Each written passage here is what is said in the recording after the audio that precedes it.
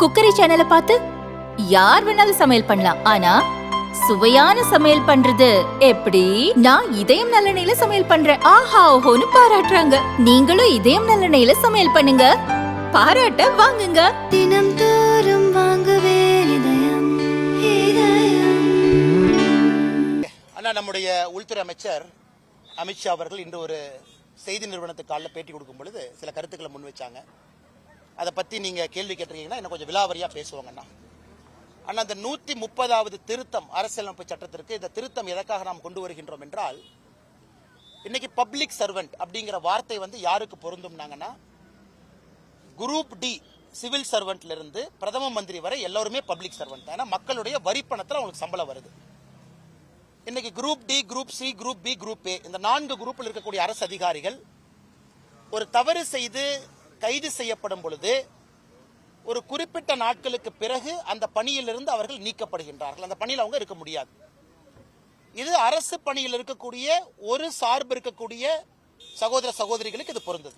இன்னொரு பக்கம் அதே அரசு பணியில் இருக்கக்கூடிய எம்எல்ஏ, எம்பி, மாநிலத்தில் முதலமைச்சர், கவுன்சில் ஆஃப் மினிஸ்டர்ஸ், மத்தியில் பிரதம மந்திரி, கவுன்சில் ஆஃப் மினிஸ்டர்ஸ், அவர்களுக்கு இது பொருந்தாம இருக்கு. ஏன்னா அரசியலமைப்பு சட்டம் கொண்டு வந்த பொழுது அண்ணல் அம்பேத்கர் ஐயா அவர்களோ அன்னைக்கு இருந்த மேதைகளோ யாரும் தவறு செய்துவிட்டு ஒரு முதல்வராக, பிரதமராக, மந்திரிகளாக இருப்பார்கள் என்று யாரும் எதிர்பார்க்கல. அன்னைக்கு காலகட்டத்தில் அது தேவைப்படல.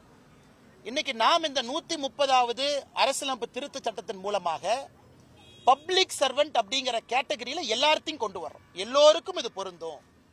ஒரு மந்திரியாக, பிரதமராக, முதலமைச்சராக இருந்தாங்கன்னா 30 நாட்கள் தொடர்ச்சியாக சிறையில் இருந்தாங்கன்னா 31வது நாள் அவர்கள் அந்த பணியிலிருந்து நீக்கப்பட வேண்டும். அவர்களா போயிடணும், இல்லாட்டி ஆளுநர் அவங்க நீக்கிடுவாங்க. இதே 130வது அமெண்ட்மெண்ட்டுக்கு இன்னைக்கெல்லாம் பிரச்சனை பண்றவங்க இந்திரா காந்தி அம்மையார் அவர்கள் 39வது அரசியல் திருத்த சட்டத்தை கொண்டு வந்தாங்க இந்த எமர்ஜென்சி டைம்ல. அதுல என்ன சொன்னாங்கன்னா, குடியரசுத் தலைவர், குடியரசு துணைத் தலைவர், பிரதம மந்திரி அவங்க மேல எந்த கேஸும் போட்டாவே இந்தியால செல்லாதுன்னு சொன்னாங்க. ஏன்னா அவர்களுடைய பதவியை தற்காத்துக் கொள்வதற்காக இந்திரா காந்தி அம்மையார் அவர்கள் 39வது அரசியலமைப்பு சட்டத்தை கொண்டு வந்தாங்க. அவங்க பிரதமர் எப்படி இருந்தாங்க, நம்முடைய பிரதமர் அவரையும் உள்ள சேர்த்துக்கிட்டார். நான் தவறு செய்தாலும் கூட என்னை நீக்க வேண்டும். நிச்சயமாக எல்லா அரசியல் கட்சிகளும் இதை வரவேற்கணும். ஏன் வரவேற்கணும்னா, இந்த 30 நாள் என்பது கரெக்டான காலக்கெடுவு என்னை பொறுத்தவரை. ஏன்னா ஜேபிசிக்கு போயிருக்குதுங்க ஐயா. அதுல நீங்க 2 முறை பெயிலுக்கு போவீங்க. செஷன்ஸ் கோர்ட்டுக்கு ஒரு முறை போவீங்க, உயர்நீதிமன்றத்துக்கு ஒரு முறை போவீங்க, உச்சநீதிமன்றத்துக்கும் போயிருவீங்க 30 நாள்ல. அந்த நீதிமன்றங்கள் எல்லாம் உங்களுக்கு பெயில் கொடுக்கல, நீங்க காவல்ல இருக்கணும்னு சொல்லும் பொழுதுதான் 31வது நாள் அந்த பதவி பறிப்பு வெளியே போகுது. அதனால் இது ஒரு வாரத்தில் பதவியை பறிக்கல, 10 நாள்ல பதவியை பறிக்கல, 30 நாட்கள் சிறையில் இருந்து 31வது நாள்.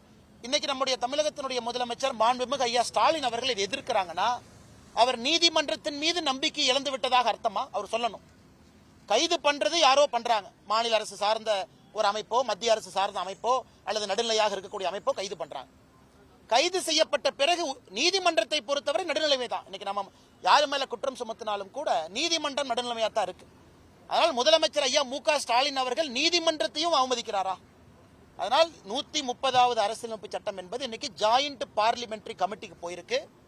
அதுல எதிர்க்கட்சி நண்பர்களும் இணைந்து இந்த சட்ட மசோதாவை இன்னும் எப்படி சிறப்பாக செயல்படுத்த முடியும் ஆலோசனை கொடுக்கணும். இப்பொழுதே திரிணாமுல் மாநில காங்கிரஸ் டிஎம்சி மம்தா பானர்ஜி அவங்க திரிணாமுல் மாநில காங்கிரஸ் இதில் நாங்கள் பங்கேற்க மாட்டோம் அப்படின்னு சொல்லிட்டாங்க. சில எதிர்க்கட்சிகள் பங்கேற்க மாட்டோம் என்று சொல்லிவிட்டார்கள். அது அவர்களுக்கு விட்டது. அதனால் நாட்டு மக்களாக எல்லாமே வரவேற்கிறாங்க. இதுல எதுவும் தவறு இருப்பதாக நான் பார்க்கவில்லைங்க.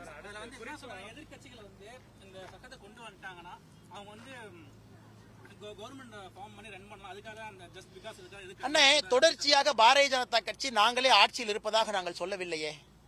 நாங்கள் ஆளுகின்ற மாநிலத்திலும் அடுத்த 100 ஆண்டுகள் நாங்க தான் இருக்க போறோம் நம்ம சொல்லலையாங்கண்ணா. இது எல்லோருக்கும் பொருந்தக்கூடிய ஒரு சட்டம் தானே.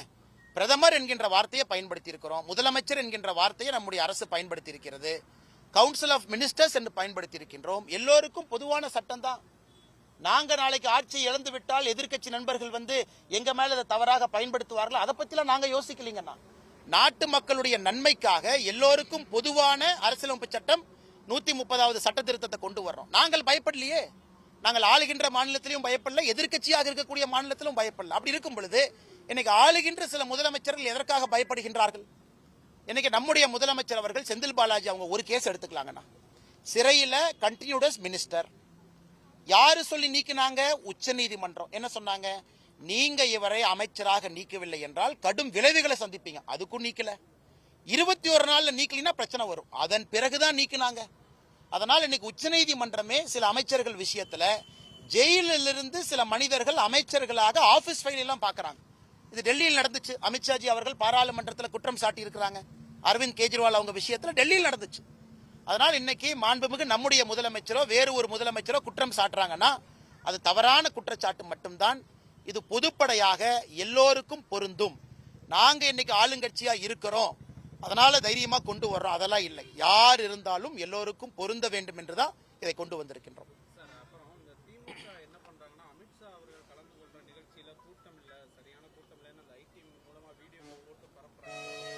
ஆனா நேற்று திருநெல்வேலியில நடந்த கூட்டம் என்பது பொதுக்கூட்டம் இல்லைங்கண்ணா, அது பூத். அதனாலதான் நான் மேடையில பார்த்தோம், மீடியா நண்பர்கள் கூட திருநெல்வேலியில் அழைக்கப்படவில்லை. மீடியா நண்பர்கள் கூட இல்ல.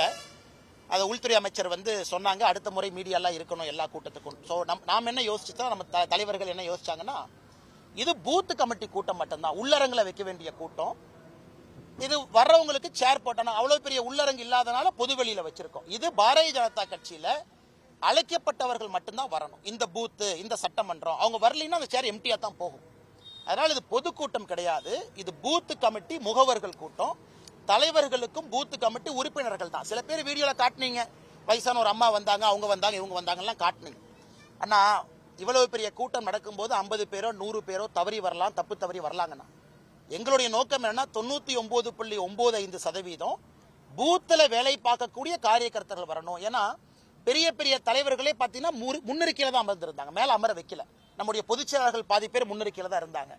கட்சியினுடைய மூத்த தலைவர்கள் முன்னிருக்கையில் இருந்தாங்க. அந்த பகுதியினுடைய தலைவர்கள் தான் மேடையின் மீது இருந்தாங்க. அதனால இது அமித்ஷாஜி அவர்களுக்கும் தெரியும். அண்ணர் நயினார் நாகேந்திரன் அவர்கள் எங்களுடைய மாநில தலைவர், அமைப்பு பொதுச் செயலாளர் எல்லாருமே பூத் கமிட்டிக்காக இந்த கூட்டத்தை வச்சிருக்கிறாங்க. அதனால் இதுல ஏதோ ஒரு போட்டோ எடுத்து காலி இருக்கையை காமிச்சாங்க, இதை காமிச்சாங்க, அது என்னை பொறுத்தவரை தேவையில்லாத விவாதம். காரணம் இது பொதுமக்களுக்கான கூட்டம் இல்லை. மாநில செயலாளர் சண்முகம் என்ன சொல்லியிருக்கிறாருன்னா, எங்க கட்சி அலுவலகங்கள் காதல் திருமணங்கள் செய்யறதுக்கான அலுவலகமா பயன்படுத்திக்கலாம், ஏன்னா ஆணவ கொலை இப்படியெல்லாம் அறிவிச்சிருக்கிறாங்க. இதை எப்படி பார்க்க வேண்டியது இருக்கு? ஆனா பாரதிய ஜனதா கட்சி நாங்கள் எல்லோருமே ஆணவ கொலைகளின் மீது மிக கடுமையான கோபத்தில் இருக்கின்றோம். அது மிக கடுமையான சட்டத்தை கொண்டு வந்து யார் தவறு செய்கின்றார்களோ நடவடிக்கை எடுக்கணும்னு நம்ம நினைக்கிறோங்கண்ணா. பாரதிய ஜனதா கட்சி அலுவலகத்திற்கும் எத்தனையோ பேர் தஞ்சம் புகுந்திருக்கிறாங்க, எத்தனையோ பேர், ஒன்றல்ல இரண்டல்ல. பர்சனலா எனக்கே தெரியும், நிறைய பேர் நம்பி வர்றாங்க. ஒரு அரசியல் கட்சி அலுவலகத்துக்கு நம்பி வர்றாங்க, இங்க நியாயம் கிடைக்கும்னு வர்றாங்க.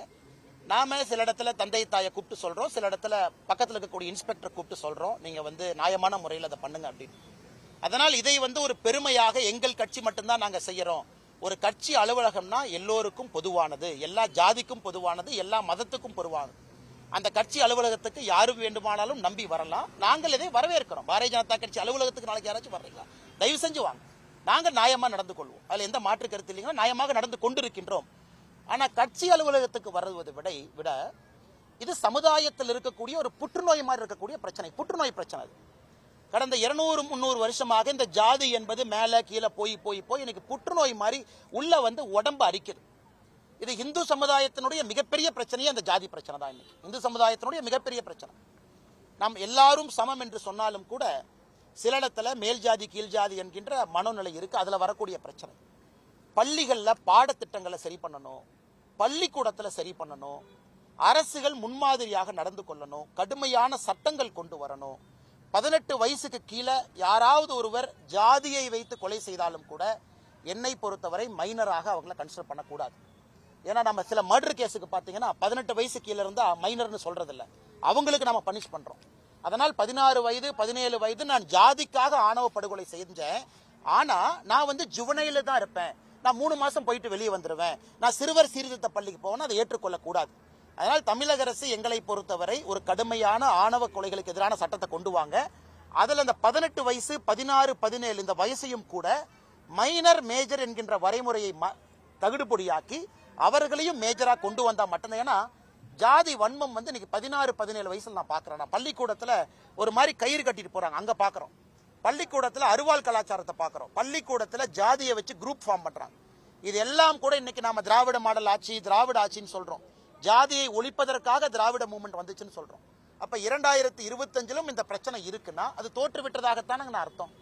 அதனால் பாரதிய ஜனதா கட்சி நாங்கள் உறுதியாக இருக்கின்றோம். அரசு முதல் காலை எடுத்து வைத்து கடுமையான சட்டத்தை கொண்டு வரணும்.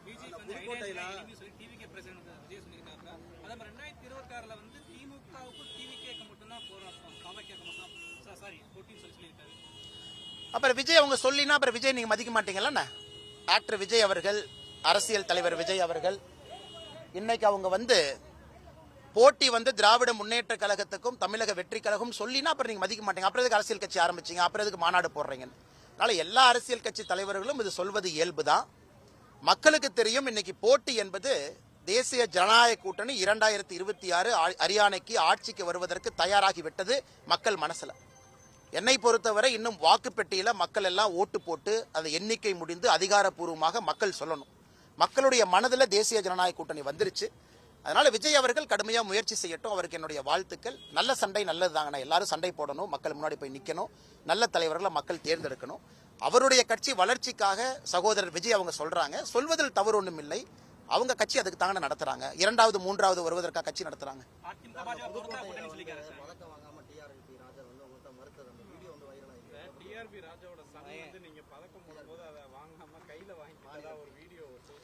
ஆனா அது ஒண்ணு இல்லைங்கண்ணா. அந்த தம்பி நல்லா இருக்கணும், எங்க இருந்தாலும் கூட சிறப்பா இருக்கணும். நான் பார்த்தேன். அது அவருடைய இஷ்டம். அவர் யாரு கையில பதக்கம் வாங்கணும், யாரு கையில பதக்கம் வாங்கக்கூடாது என்பது ஒரு மனிதருடைய இயல்பு. என்னை பொறுத்தவரை டிஆர்பி ராஜா அவருடைய மகன் எங்கிருந்தாலும் கூட சிறப்பா இருக்கணும், இந்த துறையில சாதனை பண்ணணும், ஒரு பெரிய மனிதரா வளரணும் என்று நான் மனதார வாழ்த்துகின்றேன். அது என் கையில பதக்கம் வாங்க மறுத்துட்டாரு, இன்னொருத்தர் கையில வாங்கினா எனக்கு அது முக்கியம் இல்லைங்கன்னா நல்ல மனிதரா வரணும். அது மட்டும் தான் என்னுடைய. குறிப்பா சில முன்னாள் அமைச்சர்கள், சட்டமன்ற உறுப்பினர்கள் அதிமுக என்ன பேசுறாங்கன்னா, அண்ணாமலையே எடப்பாடி பழனிசாமியை முதல்வராக பேசிட்டாரு, இதுவே நம்ம வலிமையா இருக்கிறதுக்கான ஒரு எடுத்துக்காட்டு அப்படின்லாம் கூட மதுரையில ராஜன் சிதப்பா அவங்க எல்லாம் பேசுறாங்க. ஆனா அண்ணாமலையே சொல்லிட்டாங்க அப்படின்னு இல்லைங்கன்னா, இதுல என்னன்னா அண்ணாமலையே இந்த கட்சியினுடைய ஒரு தொண்டனுங்கண்ணா. இது அண்ணாமலை எப்பொழுதும் உணர்கின்ற ஒரு மனிதன். இந்த கட்சியில தொண்டனாக இருப்பது எனக்கு ஒரு பெருமைங்கண்ணா. மற்ற எல்லா பதவிகளும் கட்சி கொடுப்பது. இந்த கட்சியில எங்களுக்குள்ள 1008 விஷயங்கள் இருந்தாலும், இந்த பாதையில போலாம், இப்படி போலாம், 2026 இப்படி போலாம், 2031 அப்படி போலாம், எங்களுக்குள்ள கருத்து வேறுபாடுகள் இருந்தாலும் கூட தலைவர்கள் ஒருங்கிணைந்து 2026 இப்படித்தான் நம்ம போறோம். தேசிய ஜனநாயக கூட்டணியினுடைய முதலமைச்சர் வேட்பாளர் திரு எடப்பாடி பழனிசாமி அவர்கள் என்று சென்னை பிரஸ் மீட் அதுல தெளிவாக சொன்னோம். அதன் பிறகு அதன்படி நடந்து கொள்வது இந்த கட்சியினுடைய ஒரு தொண்டனுக்கும் அழகு. அதைத்தான் நான் செய்யறேன். எனக்கு மாறுபட்ட கருத்துக்கள் இருந்தாலும் ஒரு தொண்டனாக இந்த கட்சியில் நான் வேலை செய்யும் பொழுது கட்சியினுடைய கருத்து எனக்கு வேத வாக்கு. அன்னைக்கு அந்த பூத் கமிட்டியில அவர்களுக்கு நான் சொல்லணும், இந்த கட்சியினுடைய ஒரு தலைவராக இத்தனை பேர் வந்திருக்கீங்க, கடுமையா உழைக்கிறீங்க. யாருக்காக உழைக்கிறீங்க? 68,000 பூத்துல ஒரு தலைவர், 12 துணை தலைவர்கள், 13 பேரை நீங்க எடுத்துக்கிட்டீங்கன்னா 68,000 பூத்து கணக்கு போடுங்க, 10 லட்சம் பேர். அவங்களுக்கு ஒரு கிளாரிட்டி இருக்கணும். தேசிய ஜனநாயக கூட்டணி எதுக்கு இருக்கு, நம்முடைய முதலமைச்சர் வேட்பாளர் யார், எதற்காக நான் கீழே வேலை செய்யணும், அந்த கிளாரிட்டியை கொடுக்க வேண்டியது தலைவர்களுடைய பொறுப்பு. அதைத்தான் நான் செய்து கொண்டிருக்கின்றேன். அதனால் இதுல விருப்பு வெறுப்பு ஒண்ணு இல்லைங்கன்னா, எங்களுடைய பாரத பிரதமர் நரேந்திர மோடி அவர்கள் முடிவு செஞ்சுட்டாங்க. பல விஷயத்தை கேட்டு முடிவு பண்ணியிருக்காங்க. உள்துறை அமைச்சர் அமித்ஷாஜி அவர்கள் அறிவிச்சிட்டாங்க. எங்களுடைய தேசிய தலைவர் திரு நட்டா அவர்கள் இதுதான் சொல்லிட்டாங்க. அதன் பிறகு பாரதிய ஜனதா கட்சியினுடைய இலக்கணம் என்னவென்றால் ஒரு அணியாக திரண்டு நின்று நிற்போம். அதே போல எனக்கு முழு நம்பிக்கை இருக்கு. அதிமுக தொண்டர்களும் தலைவர்களும் பாரதிய ஜனதா கட்சியை ஒரு மாற்றாந்தாய் கட்சியா பார்க்க மாட்டாங்கிற நம்பிக்கை எனக்கு இருக்கு. நாங்க உயிரை கொடுத்து எங்களுடைய தலைவர்கள் சொன்ன பிறகு நாங்க உயிரை கொடுத்து தேசிய ஜனநாயக கூட்டணி ஜெயிக்கணும். அதுல முதலமைச்சர் வேட்பாளராக இருக்கக்கூடிய எடப்பாடி பழனிசாமி அண்ணன் அவர்கள் ஜெயிச்சு முதலமைச்சர் ஆகணும் அப்படின்னு எப்படி உயிரை கொடுத்து நாங்க உழைக்க போறோமோ அதை நீங்க பார்க்கத்தான் போறீங்க. அதே போல அனைத்து இந்திய அண்ணா திராவிட முன்னேற்ற கழகத்தினுடைய வலிமை மிகுந்த தொண்டர்களும் தலைவர்களும் பாரதிய ஜனதா கட்சி எங்க நிக்குதோ அவர்களை நம்ம ஜெயிக்க வைக்கணும். அதுதான் பரஸ்பரம் ஒரு அண்ணன் தம்பிக்கான மரியாதை, அக்கா தங்கச்சிக்கான மரியாதை. பாரதிய ஜனதா கட்சி இங்க நிக்குதா, அங்க நிக்குதா, நிறைய நிக்குதா, கம்மியா நிக்குதா, அது தலைவர்கள் முடிவு செஞ்சுக்குவாங்க. எப்படி நாங்கள் உயிரை கொடுத்து எங்களுடைய கூட்டணி கட்சியில் இருக்கக்கூடிய அதிமுகவை ஜெயிக்க வைக்க போறோமோ அதே போல அதிமுகவினுடைய தலைவர்கள் தொண்டர்கள் பாரதிய ஜனதா கட்சி ஜெயிக்க வைப்பாங்க, நம்பிக்கை இருக்கிறது. இன்னைக்கு நாங்கள் அதை செய்ய போகின்றோம். எல்லோரும் இணைந்து மாற்றாந்தாய் இவங்க வேற நாம வேறன்னு பார்க்காம இது முழு கை. இதுல பலமா யார் இருக்கோம், பலம் இல்லாம யார் இருக்கோங்கிற முக்கியம் கிடையாதுங்க. முதலமைச்சராக அமர வைக்கணும்னா எல்லாரும் ஜெயிச்சா தான் முதலமைச்சரா வரணும். அத்தனை இடத்திலும் ஒரு வலிமையான போட்டி இருக்கக்கூடிய சூழ்நிலையில எல்லா இடத்திலும் 234 தொகுதியிலும் நம்முடைய வேட்பாளர்கள் ஜெயிச்சா தான் அண்ணன் எடப்பாடி பழனிசாமி அவர்களை முதலமைச்சர் நாற்காலில் அமர வைக்க முடியும். அதனால் அனைத்து இந்திய அண்ணா திராவிட முன்னேற்ற கழகத்தினுடைய தலைவர்கள் சில பேர் சொன்னீங்க, மரியாதைக்குரிய தலைவர்கள், தொண்டர்கள் எல்லாம் பாரதிய ஜனதா கட்சியுடைய வெற்றிக்கும் அந்த களத்துல கடுமையாக பாடுபடுவார்கள் என்கின்ற முழு நம்பிக்கை எனக்கு இருக்குங்க.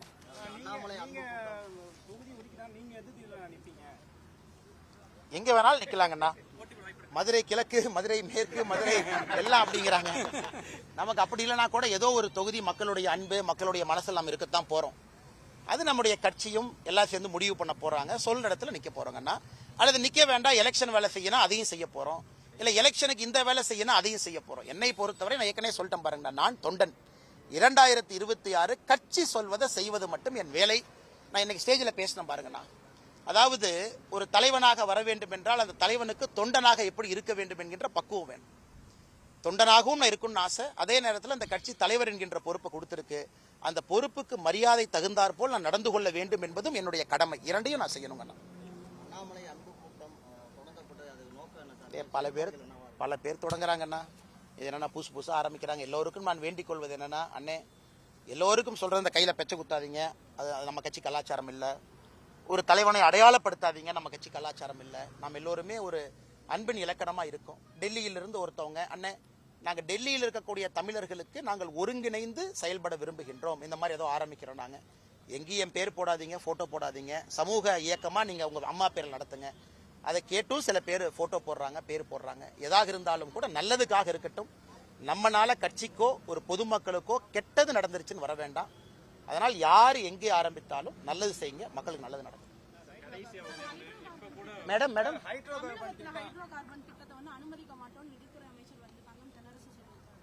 மேடம் இந்த என்விரான்மெண்டல் கமிட்டி என் கையில மேடம் இருக்கு. தமிழ்நாடு அரசனுடைய கையில என்விரான்மெண்டல் இம்பாக்ட் அசஸ்மெண்ட் EIA அவங்க கையில இருக்கு. என்விரான்மெண்டல் கிளியரன்ஸ் ஏஜென்சி அவங்களே கிளியரன்ஸ் கொடுக்குறாங்க. அவங்களே ONGC ஹைட்ரோ கார்பன் திட்டத்துக்கு அனுமதி கொடுக்குறாங்க. இந்த கை கொடுக்குது தமிழ்நாடு அரசு. இந்த கையில நிதி அமைச்சர் இந்த கைக்கு கடிதம் எழுதுறாரு, எப்படிப்பா நீ கொடுத்த நிறுத்துன்னு. சோ இந்த கையும் சண்டை போடுறதுக்கு நாங்க எப்படி பொறுப்பாக்க முடியும்? தமிழ்நாடு அரசுக்கு ONGC ஹைட்ரோ கார்பன் வேண்டான்னா கொடுக்காதீங்க. நாங்க கொடுங்கன்னு யாருமே சொல்லலையே. மக்களுக்கு வேண்டான்னா செய்யாதீங்க. நீங்களே உங்களுடைய ஒரு நிறுவனம், சுற்றுச்சூழலை பாதுகாக்க வேண்டிய நிறுவனம் பர்மிஷன் கொடுத்த பிறகு நிதித்துறை நீங்க அப்போஸ் பண்றீங்க. உங்க தொகுதி அங்க இருக்கு, உங்களுக்கு பிரச்சனை. உடனே நீங்க என்ன சொல்றீங்க, நான் அப்போஸ் பண்றேன்னு. அதனால முதலமைச்சர் அவங்க எல்லாத்தையும் கூப்பிட்டு பஞ்சாயத்து பண்ணி பைசல் பண்ணி இந்த வண்டி நேர்கோட்டில் போற மாதிரி முதலமைச்சர் வண்டியை ஓட்டிட்டு போங்க.